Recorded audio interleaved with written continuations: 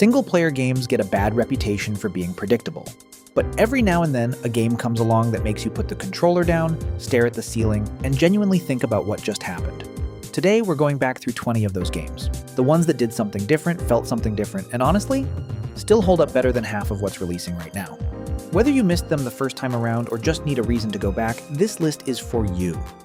Mirror's Edge. So the first game on the list is Mirror's Edge, and it's probably the only game where getting shot at feels more terrifying than exciting, which is entirely the point. You play as Faith, a runner in a sterile, sun-bleached city where information is controlled and freedom of movement is treated like a crime. But here's the thing the game never lets you forget. Faith is not a soldier. She doesn't wade through enemies, she runs from them, and the momentum system makes every rooftop crossing feel genuinely fragile. Miss a ledge, clip a wall, hesitate for half a second, and the whole rhythm of the run collapses. That first-person perspective turns every jump into a small act of trust. Trust in your own timing, in the geometry of the level, in the path that's subtly highlighted in red. It's one of the few games that makes movement the emotional core of the experience.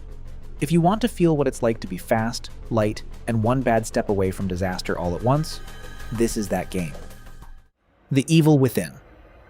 Next up is The Evil Within, and before you roll your eyes and say, oh, another survival horror, hear me out, because this one is doing something structurally weird that most people miss the first time. The game is built to feel wrong. Not just scary, but geometrically, logically wrong, like a nightmare that keeps editing itself mid-scene. One moment you're in a crumbling hospital, the next you're in a village that shouldn't physically connect to anything you just walked through.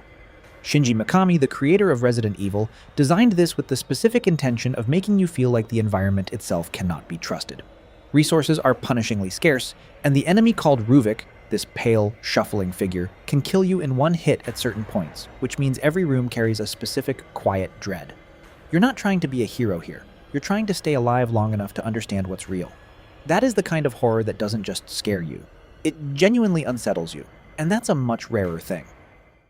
Beyond Two Souls. Now imagine playing a game where you spend half your time as a ghost. Not metaphorically, literally a ghost, floating through walls, possessing guards, creating havoc or slipping past undetected, all while the girl you're tethered to has no idea what just saved her. That's Beyond Two Souls. David Cage's most divisive game is also arguably his most interesting one, because it splits your perspective between Jodie, a young woman with a supernatural connection, and Aiden, the entity bound to her that you sometimes control directly. The storytelling jumps wildly across Jodie's life in non-chronological order, and instead of being confusing, it creates this patchwork emotional portrait that slowly becomes devastating by the end. It doesn't play like a traditional game, and honestly, that's the entire argument for it. It's more like an interactive film that actually earns that label. If you've ever wanted a story-driven experience that genuinely doesn't feel like anything else on the shelf, Beyond Two Souls is worth every strange cinematic minute. Firewatch. Firewatch makes you feel genuinely achingly lonely. Not in a bad way, but in that rare way where loneliness becomes its own kind of beautiful. You're Henry, a man running from a complicated life, taking a summer job as a fire lookout in the Wyoming wilderness in 1989. Your only human contact is Delilah, your supervisor, and she only exists as a voice on the radio. Everything you build with her is through conversation.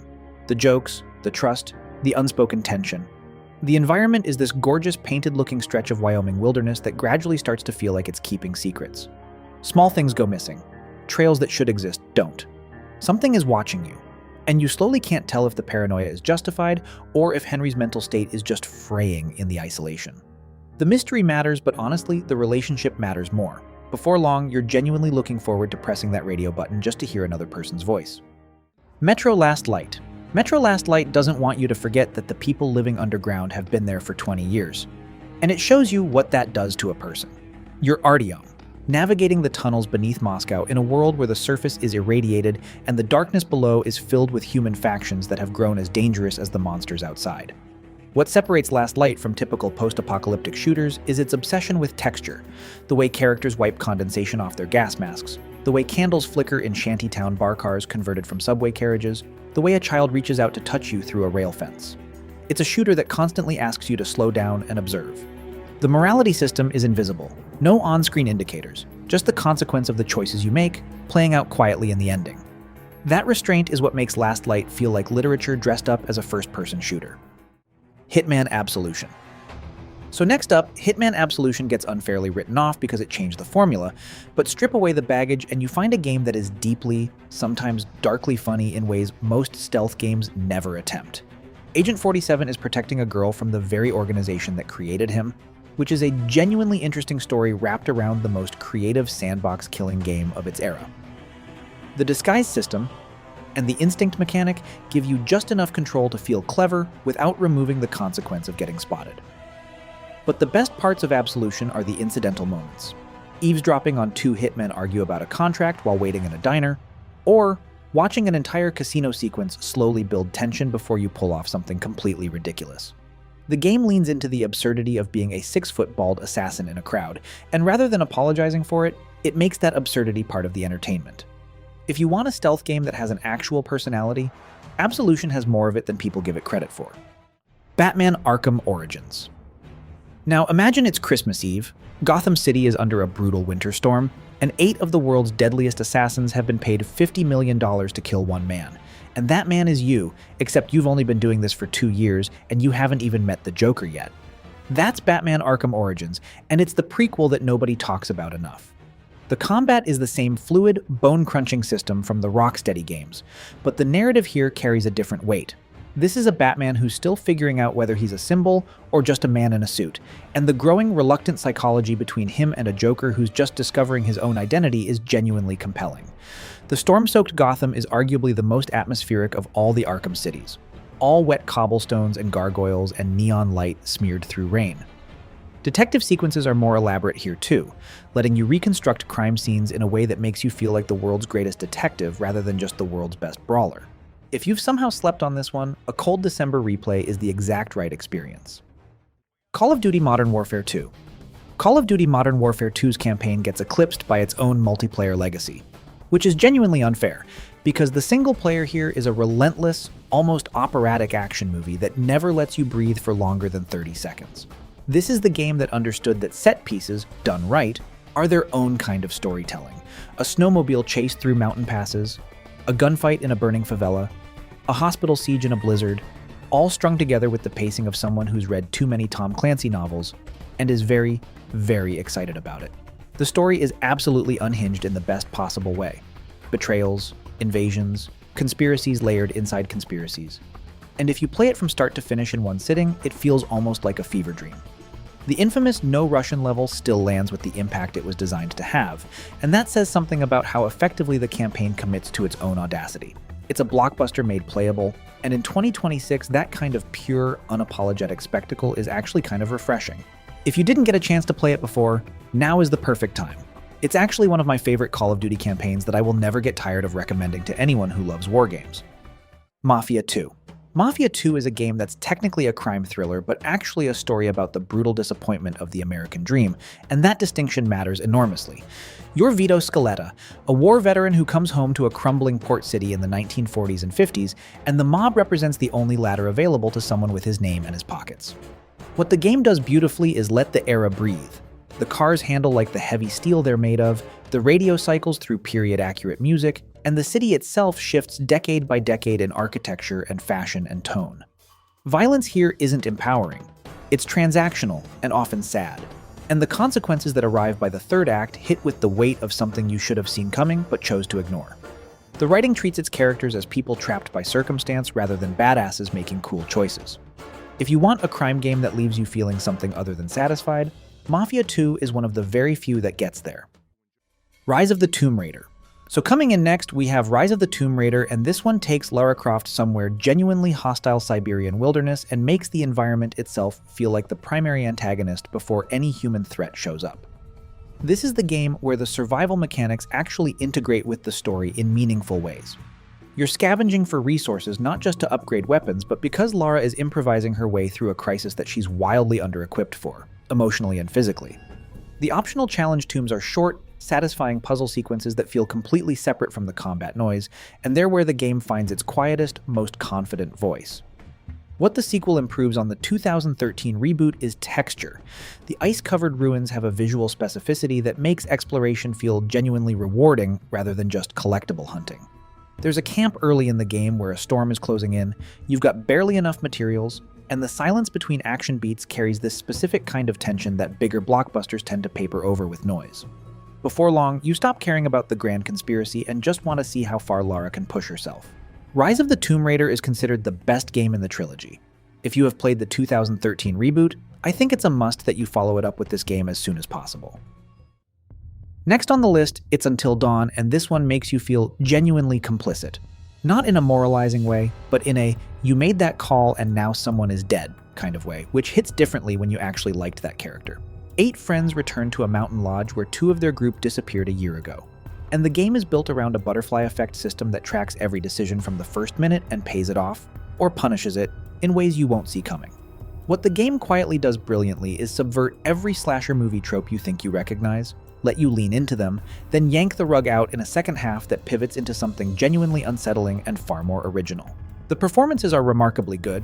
Rami Malek, Hayden Panettiere, Peter Stormare in these bizarre therapist sequences, and they sell the horror in ways that pure atmosphere alone couldn't. The weather is relentlessly oppressive. Every chapter is wind and snow and shadows moving just outside the camera's field of view. If you want a horror experience that actually respects the intelligence of the person playing it, this is the one. The Walking Dead Season 1. So let's talk about a game that made grown adults weep over a pixelated little girl. The Walking Dead Season 1 is not really a zombie game. It's a game about what it means to take responsibility for someone who doesn't belong to you, in a world that is actively trying to prevent you from surviving. Telltale's adaptation of the comic series invented a narrative template that dozens of games have tried to copy, and almost none of them have matched the emotional efficiency of what this game does in its opening hours. You're Lee, a convicted man who finds a little girl named Clementine in her backyard, and everything after that is a negotiation between pragmatism and humanity. The choices aren't good versus evil, they're survival versus survival. The art style, styled like a moving panel from the comic, ages far more gracefully than photorealistic contemporaries. And the final episode, without spoiling a single detail, contains one of the few sequences in gaming history where your hands genuinely slow down because you don't want to do what you know you have to do. That is the kind of writing that doesn't belong to any single medium. It belongs to this game specifically. Max Payne 3. Now imagine a man so broken he's basically a walking bottle of whiskey and exit wounds. Max Payne 3 drags the titular sad sack from New York to Sao Paulo, where he's working as a private security guard for a wealthy family, and everything goes sideways immediately. Bullet time returns, and it's still the best implementation of slow-motion shooting in the medium. The way bodies crumple, the way glass shatters in real time around a slowed bullet, the way Max himself tumbles and dives with genuine physical weight. The writing is grim, sardonic, and littered with the kind of internal monologue that makes you unsure whether Max is narrating his story or just justifying it to himself. Cutscenes bleed into gameplay through motion blur and fragmented text on screen, making the whole experience feel like an alcoholic's memory. Before long, the gunplay stops feeling like gameplay and starts feeling like the last thing a man with nothing left to lose is still good at. L.A. Noire. Next up is a game where the most tense action is watching someone's eyeballs twitch. L.A. Noire puts you in the shoes of Detective Cole Phelps, a war hero with a dark secret, and the core loop is half investigation, searching crime scenes for cigarette butts and hidden notes, and half interrogation, where you have to read facial expressions to call out lies. The twist is the groundbreaking motion scan technology that captures every micro-expression. A guilty suspect's eye flicker, a nervous lip bite, a confident smile that's just a little too wide.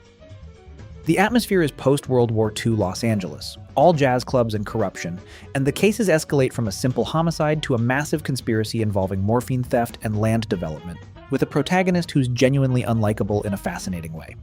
That is the kind of game where you'll feel like a genius for catching a liar, or a fool for trusting them, and either way, you'll be hooked. Coming in next, we have Metal Gear Solid 5: The Phantom Pain. So this one puts you in charge of a private military operation in the 1980s, and then gives you a sandbox so deep and detailed that you'll spend the first 10 hours feeling like you've barely scratched the surface, which is exactly Hideo Kojima's intention. You build a base, recruit soldiers from the field, develop weapons, and plan missions with an obsessive level of customization that borders on indulgent in the absolute best possible way. The stealth mechanics are the tightest in the series, crawling through tall grass while a Soviet patrol passes overhead, calling in a supply drop to cause a distraction, extracting an enemy sniper via a giant balloon because you want him on your team. This is a game where creativity is always rewarded. What often gets overlooked is how beautifully brutal the atmosphere is. The arid Angola-Zaire border, the wind-blown Afghanistan mountains. the ambient sound design that makes silence feel significant. Underneath the espionage sandbox is an incredibly melancholy story about identity, revenge, and what conflict does to the people who survive it. Before long, you stop rushing missions and start building the fantasy of a perfectly assembled, quietly devastating military machine, which is unsettlingly easy to lose yourself in. Grand Theft Auto 4. So Grand Theft Auto 4 is not the funniest, biggest, or most feature-packed Grand Theft Auto game. And it never tried to be. This is Rockstar making a deliberate, almost austere decision to tell the story of an immigrant who arrives in Liberty City with nothing but violent skills and a misplaced faith in the idea that America rewards people who work hard enough. Niko Bellic is one of the most fully written protagonists in the series' history. He's funny, he's perceptive, he's quietly haunted by things he did in a war that doesn't have an official name in the script. The city itself, this gray, dense, enormously detailed rendering of New York, captures something melancholic and kinetic about urban life that the more maximalist GTA 5 never quite replicated. The driving physics are deliberately heavy and imprecise, which frustrated a lot of players on release, but gives every car chase this authentic, scrappy tension. The phone calls from your cousin Roman are annoying until you realize that Roman is basically the only person in this game who genuinely cares whether you live or die. If you want a crime game that earns its tragedy rather than just gesturing at it, GTA 4 is the one to return to. BioShock Infinite. Next up is a game that tricks you into thinking it's a shooter, when it's really a philosophy lecture with lightning powers. BioShock Infinite takes place in Colombia, a floating city inspired by American exceptionalism, racism, and religious fanaticism, and you play as Booker DeWitt, a Pinkerton agent tasked with rescuing a woman named Elizabeth. The core loop mixes vigors like plasmids, but with crows and fire with skyhook melee and the tear mechanic, where Elizabeth rips open reality to summon cover, turrets, or even a whole other dimension's supplies.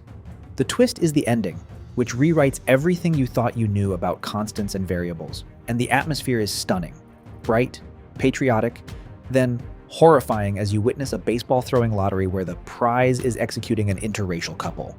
That is the kind of game that stays in your head for weeks, not because of the shooting, but because of what it says about American history and player agency. Spec Ops: The Line. Who the fuck are these guys?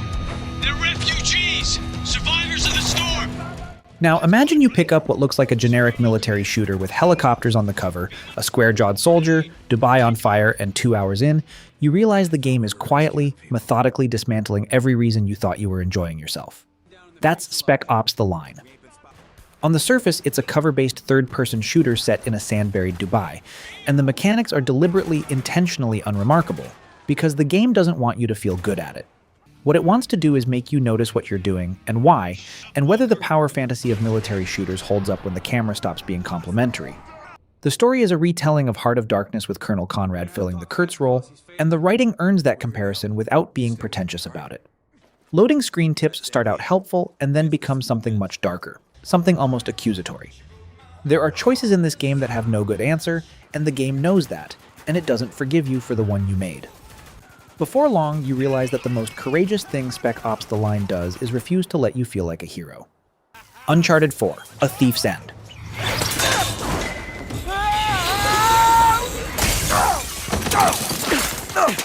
So coming in next, Uncharted 4 is really one of my favorite third-person action-adventure game. This game makes you feel the weight of someone trying to walk away from the thing they're best at, and the guilt of knowing they probably can't. Nathan Drake is retired, married, working a salvage job, and genuinely trying to be the version of himself that doesn't need an adventure to feel alive. Then his brother Sam shows up, and the whole careful architecture of Nathan's quiet life starts to crack. Naughty Dog uses this game to slow down in ways the series never previously allowed. There are conversations in a car during rain that go on for 5 minutes of just talking, and they're among the best written exchanges in the studio's catalog. The set pieces are still jaw-dropping. A Madagascar car chase, a collapsing clock tower, a pirate colony built inside a mountain. But they feel earned now rather than just spectacular. The grappling hook adds a fluidity to traversal that makes you wish it had always been there. If you want an action-adventure game that has the confidence to be quiet when it needs to be, Uncharted 4 ends its own franchise better than almost any other series has managed. The Last of Us Part 1.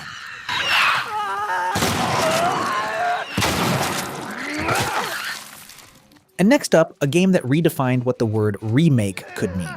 The Last of Us Part 1 takes the 2013 masterpiece and rebuilds it from the ground up, not just with prettier graphics, but with accessibility features, improved AI, and animations that make every punch feel like a desperate act of survival.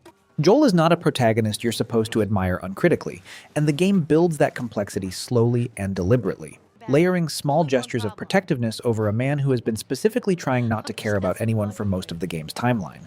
The scarcity mechanics aren't just gameplay, they're psychological architecture. Every set of drawers you search, every brick you hoard, every encounter you try to avoid, because you don't have the ammo to be certain, reinforces the particular exhaustion of this world. Ellie's reactions to the America she's walking through, the wonder, the horror, the dark jokes, carry a weight that only lands because the world Naughty Dog built is specific enough to feel real. The relationship between these two people deepens across months of in-game time without a single moment that feels manufactured. And the ending, which you probably already know, still doesn't feel like it gives you permission to be at peace with it. That is the kind of storytelling you don't forget. And revisiting it in 2026, whether in its original form or the rebuilt Part 1, reminds you why this medium can do things no other can.